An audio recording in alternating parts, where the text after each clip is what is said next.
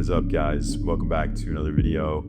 If you can see by the title, or you've been following me for a while now, you'll know that I have obtained a stress fracture and I'm 9 weeks out from my 100-mile ultra marathon. So this is basically going to be explaining how my stress fracture happened, what I'm going to be doing moving forward, and how to prevent things like this, because I definitely saw it early on, but I didn't do the right things to prevent it from getting worse and kind of getting into the position of it. So let's jump right into it. All right, so what is a stress fracture? Well, it's like a little hairline crack. It can be anywhere on the bone, basically. For me, mine's in my tibia, so it's kind of like near the shin. And I thought it was shin splints at first, which it probably was, and then it kind of progressed down the line. But it's like a tiny little hairline of a crack, sometimes bigger, sometimes smaller. It just depends on the severity. But that is what a stress fracture is. So it's basically just a fracture that is repeated on consistently through stress and strenuous exercise. Now, about 4 weeks ago, I took a couple days off of training. I was traveling and I came back and I wanted to make up for that train. And what ended up happening is I was pushing myself beyond what my coach had scheduled me to do every single day. My paces were extremely fast for what I should be doing. And I was pushing myself really hard. It felt good. And I remember that week being one of the best weeks of running I had, despite this nagging pain that was coming in. My heart rate was low, 150s, 140s for the pace that I was pushing. And everything, felt so good. But before that, I had this little pain in my shin. And I just thought it was shin splints, kind of ignored it. And so during my 50K, I took around 5 or 6 ibuprofens total throughout the whole day. I think I took 2 in the morning before my 50K, and then I took about 4 on the run. So you can already see that this was a issue beforehand. I just I just thought it was shin splints, and the pain would go away somehow. And the problem with that was it led me to take ibuprofen before every run leading up into this week that I just talked about. So I was consistently taking about 1 to 2 ibuprofens daily. The 50K was just an extreme case. I had some in my pocket.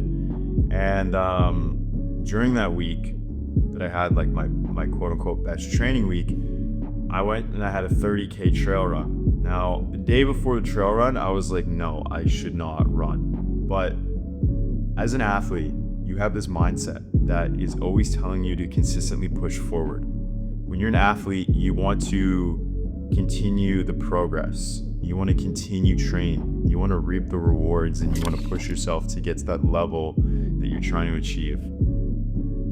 And when you're in this mindset, it is extremely hard to pull back or realize that taking a step back is going to actually be taking one step forward. And this was my exact mindset.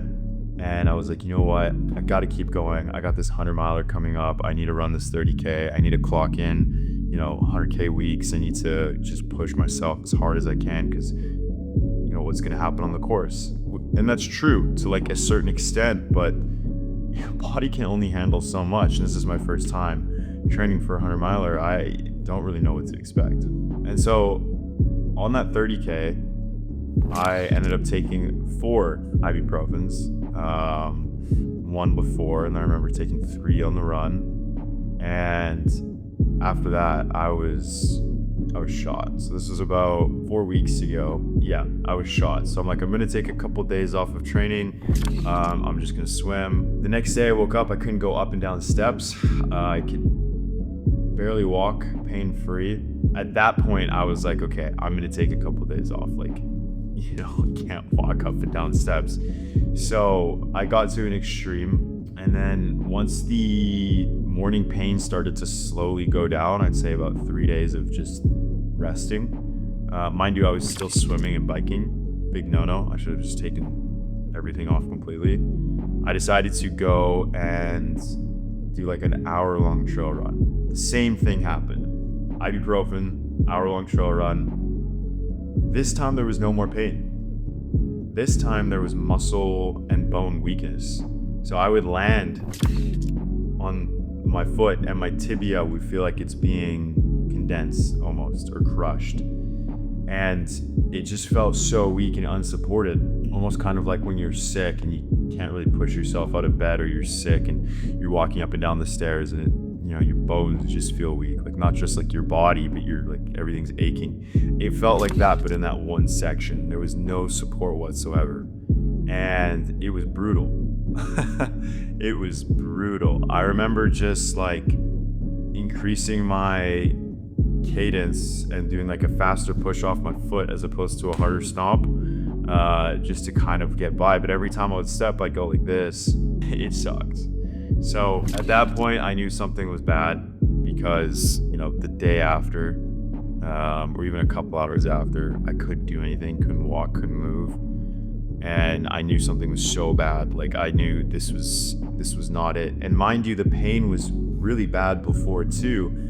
I was just getting through it with ibuprofen. So I did a bunch of self-diagnosis, and I got a appointment with a sports medical doctor. Came to the conclusion that it's a stress fracture, grade 2 or grade 3. It's kind of hard to tell when you can't get an MRI. Here in Canada, it would take probably 4 or 5 months to get one. And, he told me he usually just diagnoses this stuff because of how long it's going to take. He can pay out of pocket, but that is extremely expensive. And there's still, at least a 4 to 6 week wait. And because I'm so close to my race, I don't even want to know the severity. I'm just going to go off of how I feel. So that's what he diagnosed me with, and that's how we ended up getting into this position exactly. This was all preventable. This was completely preventable, because when he diagnosed me, the usual recovery time is 8 to 10 weeks, and you're in a boot and crutches for 2 to 3 weeks, under 200 steps a day in that foot. And that's exactly what I was doing. So I was in a boot for about 2 weeks, had the crutches beforehand for a couple days while I was waiting for the boot to get in. Very minimal steps on the left side, the left tibia. I could only swim. I'm very grateful that I could do some endurance activities. So I was just swimming every single day. No pressure, no pain. And we are coming into the 4th week now, I believe. And the boot has been taken off now, and we are slowly reintroducing biking, which is great. And then in about a week we'll introduce just long walks, and then after that it'll be my return to slow jogging with walking. You guys get the process. Coming into my 100 miler, it's not going to be fully healed, he said, unless it was a very, very minor stress fracture or stress reaction, which is even lower than a stress fracture, because this hit me 12 weeks out of my race. I'm 9 weeks out now, and the recovery time is like usually 8 to 10 weeks, but that's like 8 weeks of nothing. That's 8 weeks of no biking, minimal walking. I'm jumping into it because I need to prepare for this race, and I've put so much on the line for this. I can't give up. I can't quit, and I'm not going to. But going into the race, I risk 2 things. 1, worsening the injury, getting a full fracture, or 2, which is a smaller chance, but a full break. So there is a chance that I could fully break my tibia on the 100-mile course, given the fact that there already is a little crack in it. You gotta understand, I'm gonna be sleep deprived. I'm gonna be running for 20 hours plus. I'm gonna be going up a mountain and then down a mountain. I'm going to be pushing my body beyond its limits, beyond exhaustion. And when you're doing something like this, your body's under a lot of stress. Everything's going to be inflamed. And I don't know how my tibia is going to respond. I don't know where we're going to be at in 9 weeks from now, injury-wise. But all I know is that I'm staying motivated. I'm being as positive as I can. I'm swimming a lot, like every day. I'm very excited to get back on the bike, and I'm keeping my head strong. 1/3 of this 12-week prep taken away, right? So you got to think 12 weeks out, and for 12 out of those weeks that you're out of the race, you can't train for 4. And then the other part of the equation is minimal running. You know, I don't even know if I'm going to hit the 100-mile running week. I don't know if, what things are going to look like, to be honest with you guys. I don't know. I can't run, and I don't know if I'm even going to be able to in 2 weeks. That is just a predetermined timeline based off of what my PT says and how I'm feeling. This is the reality of being an athlete. If I had just put my ego to the side and said, look, man, taking 1 to 2 rest days, maybe just swimming instead, or focusing on getting a good night's sleep, recovering, is going to be beneficial for you, I probably would not be in this situation right now. Guys, take your rest days. Listen to your body, recover, put the ego aside. I know a lot of young guys, including myself, we just want to go. We got this mindset that we got to push, and that is a great mindset to have. But just understand when something doesn't feel right, and ibuprofen isn't going to take all your problems away. We're just going to keep pushing this prep. I got Coach Christian Brown Johnson. We're working closely together. We're going to dial in, and this 100-miler is going to be the wildest journey of my life athletically. This is what it's all about. I'm a one-man show. I don't have a big crew.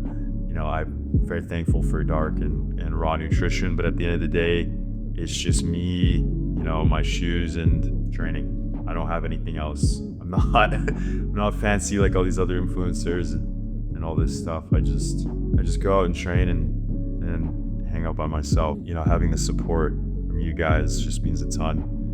And I'm going to keep it authentic and real throughout the whole way through, show you guys, the whole process of being a self-funded athlete. But if you guys have been watching the series with Noah, I really appreciate all the support, and Noah with the camera. And we're a 2-man show. We don't have any crazy production. Everything is done between the two of us, just creativity and pure love for filmmaking and sport put together.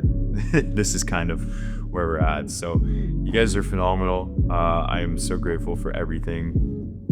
And I know that no matter what happens coming into this 100-miler, I have inspired people out there, and there are people out there who look up to me, and I look up to you guys. And that's what it's all about. That's what the community of training is. That's what athleticism is.